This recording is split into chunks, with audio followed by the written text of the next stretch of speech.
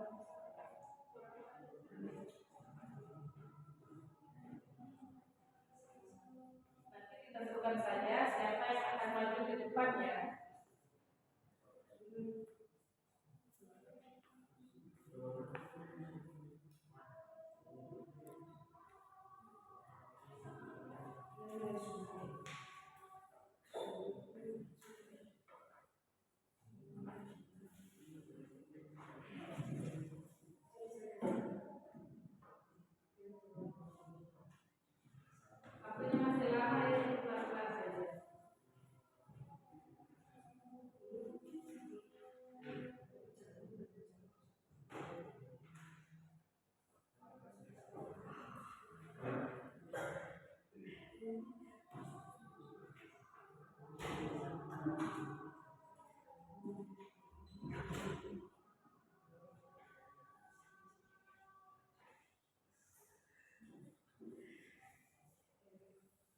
Perlahan saja, waktunya masih lama.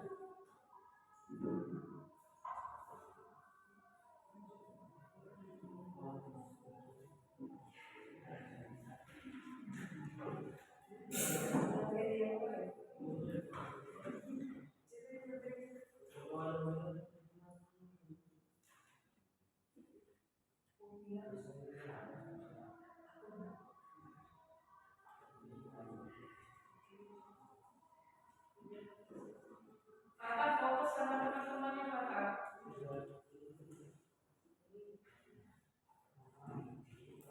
Kakak yang sudah di saling menjelaskan aja. Tetap berilmu juga sih, jadi kan kalian bisa tahu.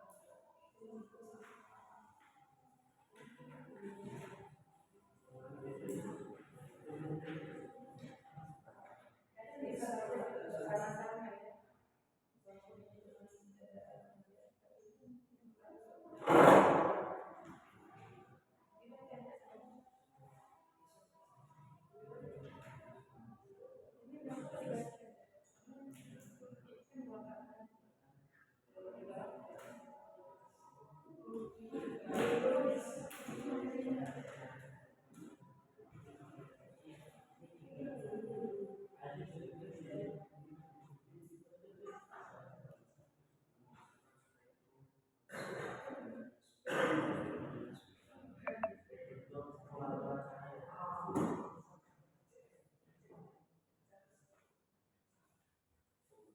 Fenomena itu banyak ya.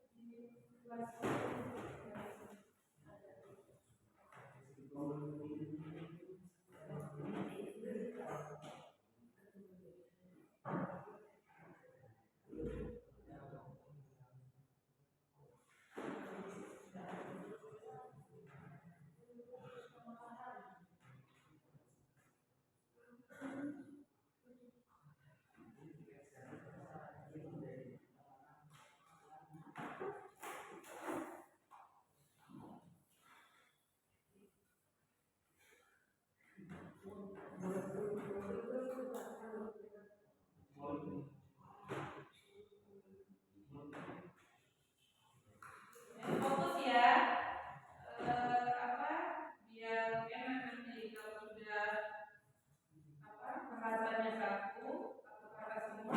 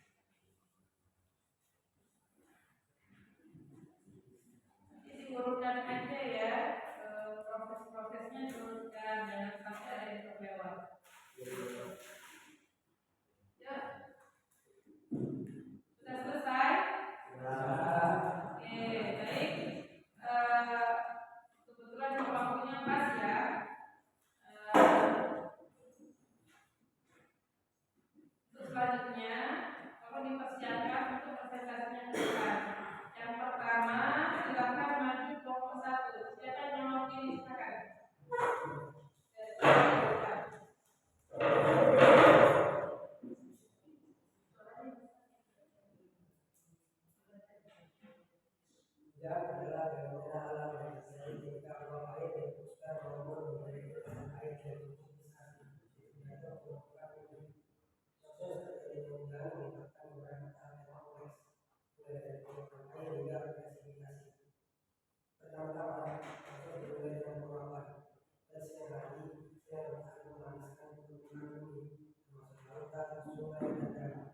Panas ini menyebabkan air di permukaan berubah menjadi uap air melalui proses penguapan. Uap air ini kemudian naik ke atmosfer karena pendidikan dari kondensasi udara. Setelah atmosfer, uap air ini mendidih hingga mulai membentuk tetesan air kecil. Proses ini disebut kondensasi. Tetesan air ini berkumpul membentuk awan. Tetesan air dalam awan berkumpul dan berkabut menjadi besar. Mereka jatuh kembali ke bumi sebagai hujan, salju, hujan es, atau gerimis. Proses ini disebut presipitasi. Faktor-faktor seperti suhu udara, kelembaban, air mempengaruhi intensitas hujan dan durasi hujan. Misalnya, udara yang lebih hangat akan mampu menyusun uap air sehingga meningkatkan kemungkinan terjadinya hujan. Setelah itu, angin dapat membawa uap air dari satu tempat ke tempat lainnya, menyebabkan hujan di daerah sebelumnya tidak terdampak. Secara keseluruhan, hujan adalah bagian penting dari siklus hujan yang membantu mengatur iklim dan menyediakan air bagi kehidupan di bumi. Tanpa hujan, tanaman tidak akan dapat tumbuh dan sumber air keluar akan berkurang, yang berdampak pada ekosistem dan kehidupan manusia. Dengan melalui proses terjadinya hujan, kita dapat lebih menghargai keindahan dan kekuatan alam, serta pentingnya menjaga keseimbangan lingkungan. Terima kasih ya. Yuk, kasih tepuk tangan untuk kelompok. Oke, bagus ya. Dan ketika maju memang harus percaya diri ya. Suaranya ini kurang ditap sedikit ya. Apa mungkin hari-hari suaranya kecil, seperti itu. Enggak kan?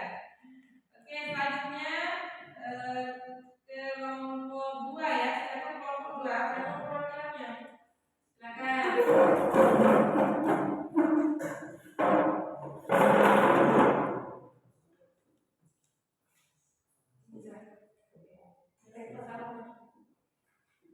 Eksplanasi terjadinya pelangi.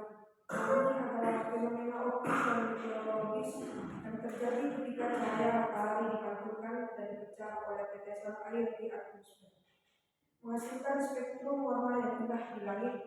Proses terjadinya pelangi melibatkan beberapa tahap yang menarik, mulai dari penguapan air hingga pembentukan warna-warna cerah.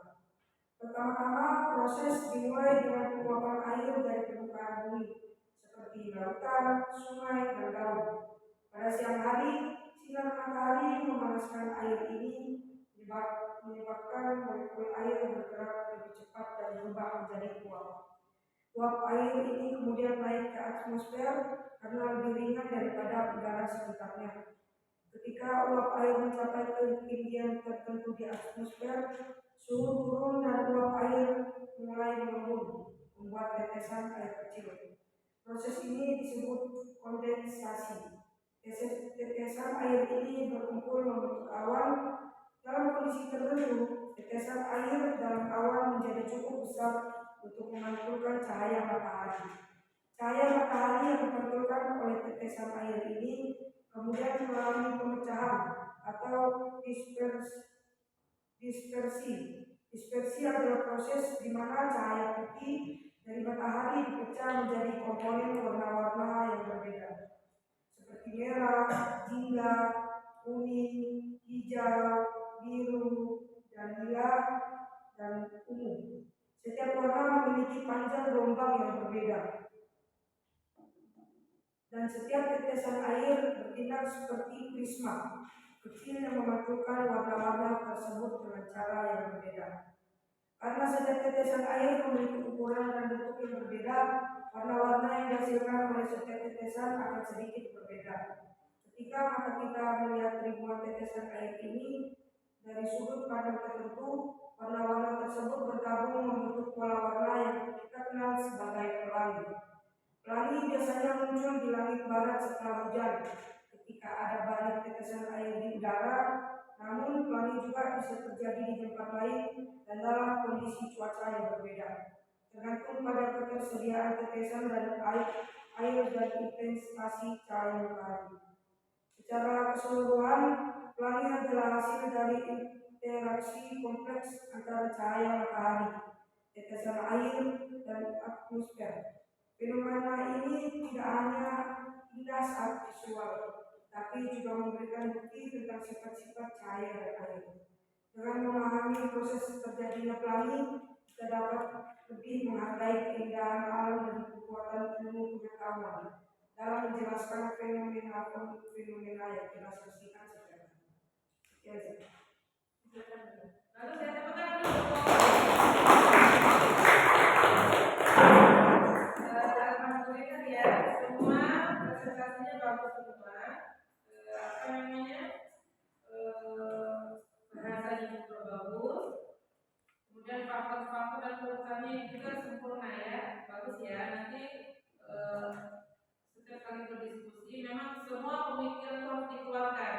Pendapat yang 1, 2, 3, 4 itu semuanya dikeluarkan, masing-masing orang keluarkan pendapatnya masing-masing, kemudian ditumpahkan dalam catatan ya. Nah, nanti akan dirangkai sehingga menjadi tatanan bahasa yang bagus, pas untuk dipresentasikan. Baik, karena diskusi itu proses memang diskusi itu proses komunikasi yang melibatkan 2 atau lebih orang yang seperti ini. 2 kelompok, dalam satu kelompok itu terdiri dari beberapa orang untuk membahas dan memecahkan suatu masalah, topik atau isu. Pesan ustazah, teruskan semangat kalian ya, agar kalian semakin luar biasa ketika diskusi atau belajar pelajaran yang lain. Baik, ustazah akhiri pembelajaran kita hari ini. Ustazah kita tutup dengan sama-sama membaca hamdalah. Alhamdulillah.